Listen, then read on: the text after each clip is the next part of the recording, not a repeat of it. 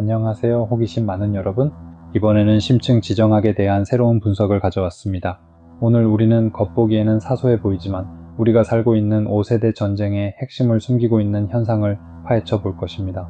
제가 말하는 것은 때로는 제한된 자원과 실제 취약성을 가진 사람들이 인플루언서와 스트리머부터 뉴에이지 전문가, 양자 역학을 장난처럼 다루는 코치, 심지어 음모론 선동가에 이르기까지 수많은 인물들에게 자신의 돈, 시간, 신뢰를 바치는 이 뒤틀린 역학입니다. 우리는 이것을 도덕적인 시선이 아니라 지정학적 관점에서 분석할 것입니다. 어떻게 가난한 사람들이 사회에 실질적인 가치를 제공하지 않는 사람들을 부유하게 만들 수 있을까요? 이것은 역방향의 부의 이전이며 더 중요하게는 권력의 이전입니다. 이것은 우연이 아닙니다. 의도적인 설계입니다. 대형 기술 기업들과 그들을 통제하는 강대국들에게 이득을 주는 사회 통제 및 문화 말살 메커니즘입니다. 이 디지털 신식민주의의 내막을 이해하기 위해 저와 함께 해주세요. 여기서 원자재는 더 이상 금이나 석유가 아니라 여러분의 관심, 감정, 그리고 궁극적으로는 돈입니다. 첫 번째 핵심 요점, 연결과 확신에 대한 환상입니다. 극단적 개인주의라는 교리를 가진 신자유주의적 세계화 모델은 소속감과 결속력을 주던 공동체 구조들을 체계적으로 파괴했습니다. 동네, 협회, 심지어 대가족까지 말이죠. 그것은 사회적 사막과 존재론적 공허를 만들어냈습니다. 고독과 불확실성의 황무지에서 스트리머든 코치든 음모론자든 미디어 속 인물은 친구, 안내자, 이해해주는 사람, 그리고 답을 가진 사람으로 등장합니다. 진정한 연결이나 독점적인 지식에 대한 접근을 가장하는 준사회적 관계입니다. 이 시뮬레이션된 연결은 심리적 필요가 됩니다. 후원, 강좌 구매, 구독은 그 인물에게 인정받거나 작은 관심이라도 받거나 선택된 그룹의 일원이라고 느끼려는 절박한 시도에 불과합니다. 이것은 고독과 확실성에 대한 필요를 상업화하는 것입니다. 플랫폼은 이를 알고 있으며 착취합니다. 사업 모델은 대중의 정서적, 인지적 취약성입니다. 두 번째 핵심 요점, 이것은 디지털 도박 중독의 한 형태입니다. 후원은 슬롯머신과 동일한 가변 보상 메커니즘으로 설계되어 있습니다.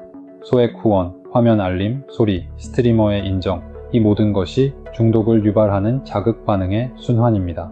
도파민 한 방울을 위해 없는 돈까지 기꺼이 쓰는 디지털 인정 중독 세대가 만들어지고 있습니다. 이것은 쇼샤나 주보프가 주창한 감시 자본주의 개념으로 이어집니다. 여러분들의 데이터, 행동 패턴, 고독감, 이 모든 것이 추출되고 분석되어 여러분에게 불리하게 사용됩니다. 알고리즘은 여러분이 보고 싶은 것을 보여주지 않습니다. 여러분들을 계속 붙잡아두고 소비를 유도하기 위해 그들이 여러분이 봐야 한다라고 생각하는 것을 보여줍니다. 여러분은 고객이 아닙니다. 여러분은 상품입니다. 그리고 이 경우 여러분은 자신의 착취의 돈을 지불하는 상품입니다. 라이프스타일 인플루언서든 영적 코치든 음모론 커뮤니티의 리더든 성공한 구루의 모습 그 자체가 시스템의 선전 도구입니다. 이것은 신자유주의 이데올로기를 강화합니다. 그가 게임을 하면서 부자가 될 수 있었다면 너는 왜 안 돼? 문제는 너에게 있지 시스템에 있는 게 아니야. 잔인한 오류입니다. 그들은 존엄한 일자리 부족, 만연한 불평등, 삶의 불안정화와 같은 구조적 문제에서 관심을 돌립니다. 실제 시스템이 여러분의 권리와 미래를 계속 빼앗아가는 동안 그들은 여러분에게 탈출구, 즉 디지털 빵과 서커스를 제공합니다. 이 사소한 오락산업은 거대한 대중 탈정치화 장치입니다. 오락에 빠진 시민은 권력에 의문을 제기하는 시민이 아닙니다. 이것은 완벽한 통제 도구입니다. 자발적이고 중독성이 있으며 게다가 영미권 플랫폼이나 곧 보겠지만 중국 플랫폼에 막대한 수익을 안겨줍니다. 이것은 문화 전쟁입니다. 극단적인 개인주의, 쾌락주의, 피상성이 조장됩니다. 공동체, 노력, 사회 공헌의 가치가 침식됩니다. 아무것도 하지 않고 부자가 되는 것을 찬양하는 사회는 퇴보하는 사회입니다. 그리고 그 퇴보는 유도된 것이며 계획된 것입니다. 알고리즘이 빠르고 쉽고 감정적인 콘텐츠를 선호하기 때문에 비판적 사고가 알고리즘에 의해 불이익을 받는 산만함의 문화가 조성됩니다. 목표는 호모 비덴스, 즉 보지만 생각하지 않고 소비하지만 창조하지 않고 복종하지만 질문하지 않는 인간을 만드는 것입니다. 이제 이것이 단순한 의견이 아니라는 것을 보여주기 위해 냉정한 사실로 들어가 봅시다. 틱톡 사태에 대해 이야기해 봅시다. 첫 번째 냉정한 사실, 미국 대 틱톡 사건입니다. 2024년에 서명된 미국인을 외국의 적대적 통제로부터 보호하는 법안은 중국 기업 바이트댄스에게 틱톡을 매각하거나 국가적 차단에 직면하도록 강제합니다. 공식적인 서사는 국가안보입니다. 그리고 그것은 옳지만 지정학적 차원에서 이해해야 합니다. 워싱턴은 이미 구글이나 메타와 같은 자국 기업에 의해 착취되고 있는 여러분의 사생활에 대해 걱정하지 않습니다. 그들은 경쟁국인 중국이 알고리즘을 통제하는 것을 우려합니다. 알고리즘을 통제하는 자가 서사를 통제합니다. 수백만 명의 젊은이들이 무엇을 보고 무엇을 생각하고 무엇을 느끼는지 통제합니다. 이것은 샤프 파워, 즉 날카로운 힘의 무기입니다. 틱톡이 트렌드, 정치적 견해, 심지어 대중의 정신건강에 미치는 영향력은 미국 주권에 대한 직접적인 위협입니다. 이것은 21세기인지 인프라 통제를 위한 전투입니다. 미국은 이 전쟁에서 우위를 잃었음을 이해하고 있으며 법적 강제를 통해 이를 되찾으려 합니다. 두 번째 냉정한 사실, 인도의 차단입니다. 미국보다 훨씬 앞선 2020년, 인도는 틱톡과 다른 58개의 중국 앱을 차단했습니다. 공식적인 이유는 다시 한번 국가 안보였으며 앱들이 인도의 주권과 통합에 해롭다고 언급했습니다. 이러한 움직임은 아무런 배경 없이 일어난 것이 아닙니다. 인도와 중국 간 히말라야 국경에서 치명적인 군사 충돌이 발생한 직후였습니다. 인도는 전쟁이 더 이상 물리적인 전장에서만 벌어지는 것이 아님을 완벽하게 이해했습니다. 오늘날 전쟁은 하이브리드이며 사이버 공간이 핵심 영역입니다. 그들은 대규모 데이터 스파이 활동의 통로를 차단하고 더 중요하게는 지정학적 적수의 손에 있는 선전 및 심리적 불안정화 도구를 막기 위해 틱톡을 차단했습니다. 인도는 디지털 주권 방어에 대담한 조치를 취했습니다. 서구는 이를 고려하는 데 수년이 걸렸던 본보기를 제시한 셈입니다. 이 두 가지 사례는 분명히 사소한 콘텐츠 플랫폼이 무고하지 않다는 것을 보여줍니다. 그들은 세계 패권을 위한 경쟁에서 전략적 자산입니다. 국가들이 이러한 무기의 통제를 위해 싸우는 동안 일반 시민은 총알바디, 즉 착취당할 자원일 뿐입니다. 세 번째 냉정한 사실, 심리적 영향입니다. 정신과 및 공중보건 저널에 게재된 연구 일부는 설명란에 남겨두겠습니다. 를 비롯한 여러 연구는 이러한 플랫폼의 과도한 사용이 특히 젊은 층에서 불안, 우울증, 낮은 자존감의 증가와 상관관계가 있음을 보여줍니다. 지속적인 사회적 비교, 소외되는 것에 대한 두려움, 그리고 좋아요와 후원을 통한 끊임없는 인정 추구는 정신적으로 유해한 환경을 만듭니다.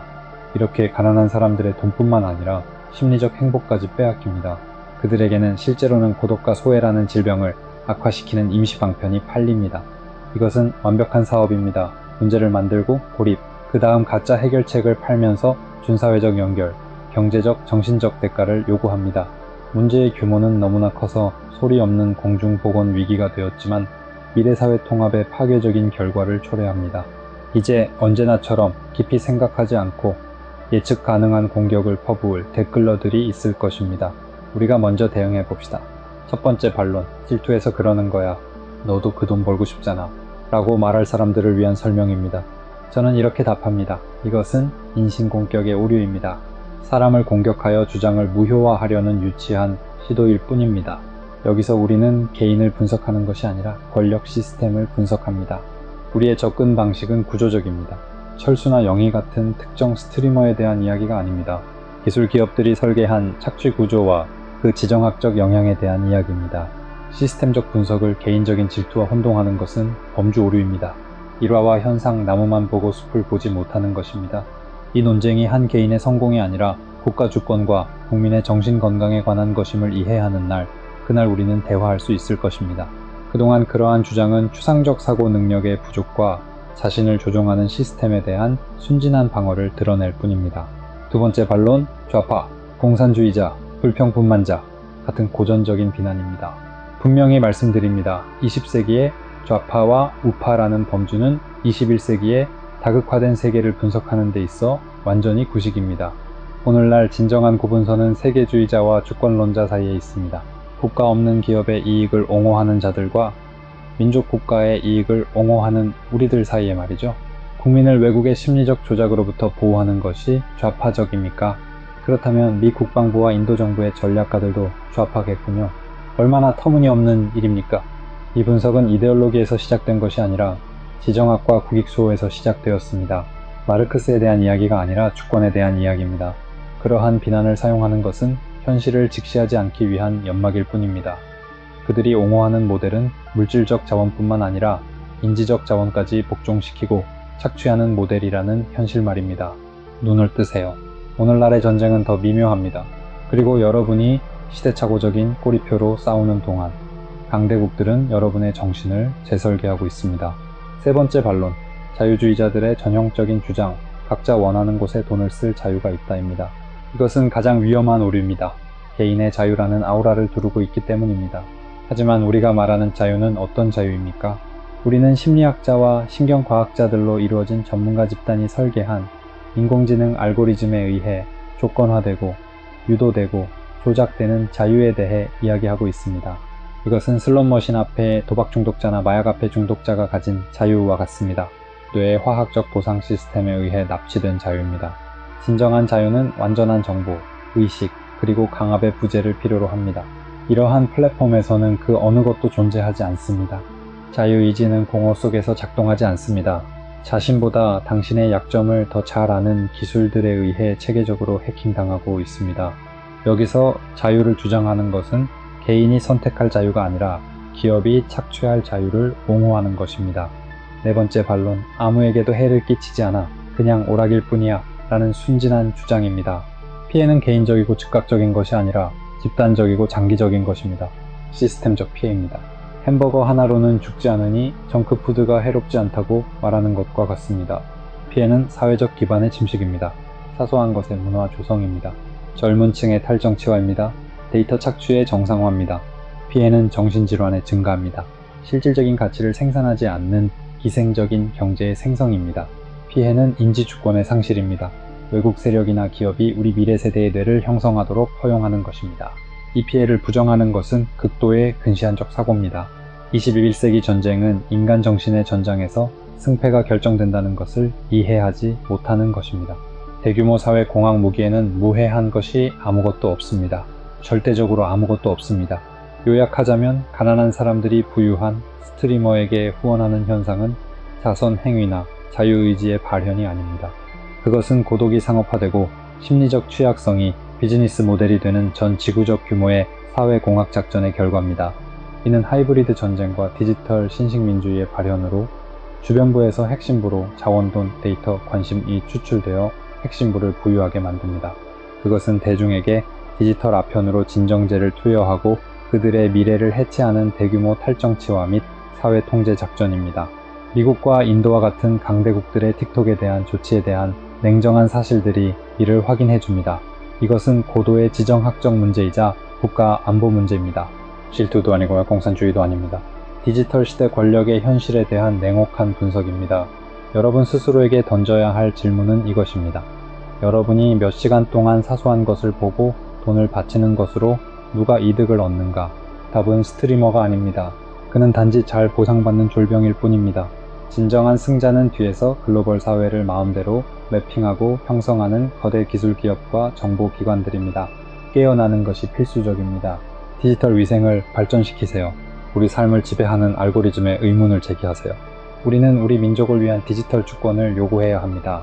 우리 시민들의 데이터가 외국 기업의 상품이 아닌 국가의 전략적 자원이 되도록 해야 합니다. 누구도 화면을 통해 가짜 우정에 돈을 지불할 필요가 없도록 우리는 현실 세계에서 공동체 유대를 재건해야 합니다. 미래를 위한 싸움은 관심과 비판적 사고를 위한 싸움입니다. 디지털 서커스에 정신이 팔려 기본적으로 지지 않도록 합시다.